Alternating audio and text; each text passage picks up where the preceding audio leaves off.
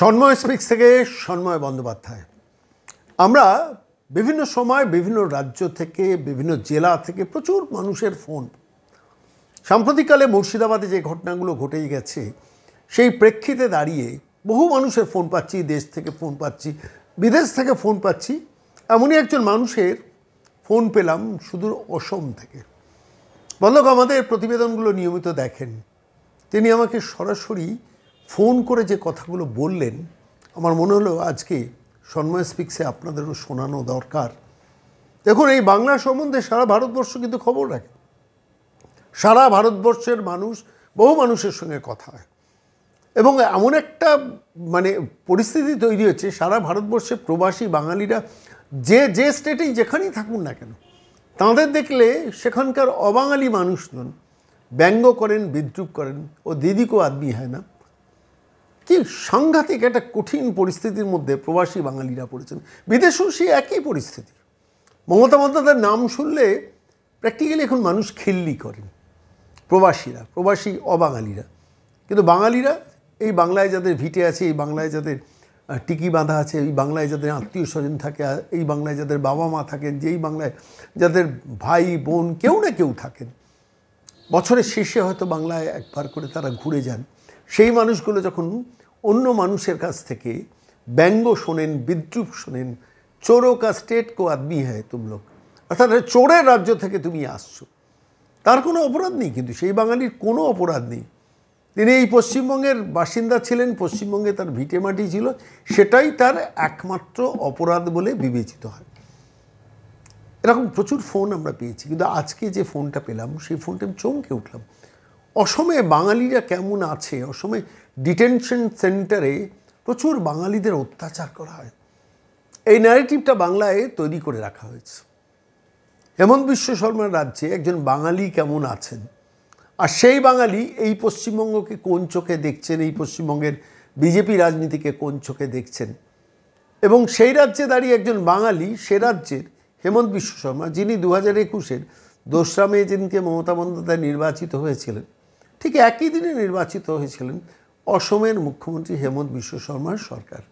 একই বয়স, একটা রাজ্যের মুখ্যমন্ত্রী মমতা বন্দ্যোপাধ্যায় তার আগে 10 বছর পেরিয়ে 11তম বর্ষ শুরু করেছেন 2021-এর 2রা মে। হেমন্ত বিশ্ব শর্মা কিন্তু তার কেরিয়ারের প্রথম মুখ্যমন্ত্রিত্ব শুরু করেছেন 2021-এর 2রা মে। পরিষ্কার হেমন্ত বিশ্ব শর্মাকে বললেন যে ইউপির যোগীর সঙ্গে আমি তুলনা করি, এতটাই ডেভেলপমেন্টাল মাইন্ড আছে মানুষটার।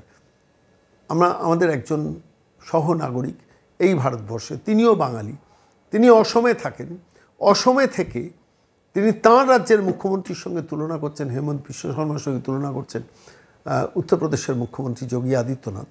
আর বাংলার মুখ্যমন্ত্রীকে তিনি কোন দৃষ্টিতে দেখছেন, আমি তাঁর কথাই আজকের এই বিশেষ প্রতিবেদনে শোনাবো। আচ্ছা, আপনি অসমের সঙ্গে বাংলার একটা তুলনা করছেন, একটু বলবেন? হ্যাঁ, আমাদের আসামটা অনেক শান্তিপূর্ণ। আচ্ছা, কিন্তু আপনাদের বাংলার কি অবস্থা? আপনাদের বাংলার মুর্শিদাবাদ বলুন, মালদা বলুন, দিনাজপুর বলুন, কি অবস্থা চলছে? তারা কিছুই করতে পারছেন না। সেই একটা দুষ্ট নারীর সঙ্গে আপনারা কেউ উঠে বসতে পারছেন না। আর আপনি একজন বাঙালি, তাই তো? হ্যাঁ, আপনি একজন বাঙালি, তাই তো? এক্স্যাক্টলি, আমি বাঙালি। আপনি অসমে আছেন কত বছর?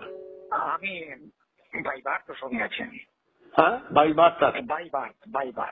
আপনাদের ওখানে অসমে থাকতে কোনো অসুবিধা হচ্ছে না, তাই তো? না, আমাদের কোনো অসুবিধা নেই। হেমন্ত বিশ্ব শর্মা কেমন চালাচ্ছেন রাজ্যটা? আপনি আশা করি আপনি পেপারের মাধ্যমে সবই পাচ্ছেন। আমি জানি, আপনার মুখ থেকে শুনতে চাই। খুবই ভালো চালাচ্ছেন, উনি খুবই ভালো চালাচ্ছেন। আমি তো ওনাকে যোগীর সঙ্গেই, সিএম যোগীর সঙ্গেই তুলনা করি। কার সাথে তুলনা করেন? সিএম যোগী, ইউপি চিফ যোগী, যোগীজির সঙ্গে তুলনা করেন হেমন্ত বিশ্ব শর্মা। আচ্ছা, আমি আপনাকে কথা বলতে চাইছি, যদি আপনি আমার নাম উল্লেখ না করে, চট করে একটু দ্রুত বলবেন। আপনি যদি, আমি বলি, এই আপনাদের ওই যে অপদার্থ বিজেপি প্রেসিডেন্ট ডক্টরেট ভদ্রলোক সুকান্ত মজুমদার, ওনাকে দিয়ে কোনো কাজ হচ্ছে না। He is good for nothing. উনি কিছু বলছেন না দিল্লিতে, জানেন কেন? It is my view is that according to me, উনি বলছেন না উনি চাকরিটা চলে যাবে, তার মানে উনার মিনিস্ট্রি চলে যাবে, যার জন্য উনিকে বলছেন না। কিন্তু ভয় নেই শুভেন্দু অধিকারী, তাই উনি যা করার করছেন। আর একটা কথা আমার মনে হচ্ছে কি জানেন, আপনি যদি এই জিনিসটা ফোকাস করতে পারেন, আমার মনে হচ্ছে দিল্লি মোদীকেই বলেন কিংবা অমিত শাহই বলেন, ওনারা চাইছেন না বাঙালিরা মেরুদণ্ড সোজা করে দাঁড়ায়, যার জন্য ওনারা চাইছেন বাঙালির মেরুদণ্ডটা চিরতরে ধ্বংস করে দিতে, যার জন্য ওনারা কোনো স্টেপ নিচ্ছেন না। না হইলে যে বললেন, আমি আপনার প্রত্যেকটা ভিডিও আমি দেখি, একদম ভেরি মাইনরলি ফলো করি, যার জন্য আমি আপনাকেই ফোন করেছি। আপনি কাইন্ডলি এই জিনিসটা এমন ভাবে ফোকাস করুন যাতে দিল্লি ও টনক নড়ে। ওনারা চাইছেন না বাঙালি মেরুদণ্ড সোজা করে দাঁড়ায়।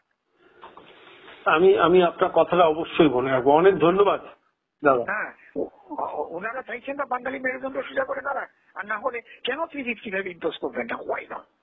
আরে অপদার্থ গভর্নর একটা, হ্যাঁ, ও তো মমতার এজেন্ট। কে ওর উপর যখন মেয়ের কেস দেওয়া হয়েছে তারপর থেকেও ঠান্ডা হয়ে গেছে। রাজ্যপাল? যারা রাজ্যপাল, গভর্নর বললাম তো, রাজ্যপাল অপদার্থ। সুকান্ত ভট্টাচার্য মজুমদার একটা অপদার্থ, এর কোনো কাজ নাই, ওর চাকরি চলে যাবে বলে কিছু বলছে না। হ্যাঁ, ওর চাকরি মানে ওর মিনিস্ট্রি চলে যাবে। ঠিক। আমি যেটা ফলো করছি এখান থেকে আপনাকে আমি বলছি, আপনি কাইন্ডলি ফোকাস করুন। আমার বড় কষ্ট হয় বাংলার মানুষের জন্য, বাংলার মানুষের এই আত্মরাত কান্না শোনার পর যা দেখছি টিভির মাধ্যমে কিংবা ভিডিওর মাধ্যমে সবকিছু দেখে আমার ভীষণ কষ্ট হচ্ছে। তাই আপনাকে বললাম দাদা, আপনি কাইন্ডলি আমার হয়ে জিনিসটা ফোকাস করে দিন, আমার নাম্বার গোপন রেখে। আপনার নাম্বার গোপন রেখে আমি অবশ্যই আপনার কথাটা শোনাবো দর্শকদের। আচ্ছা, ওকে, ধন্যবাদ।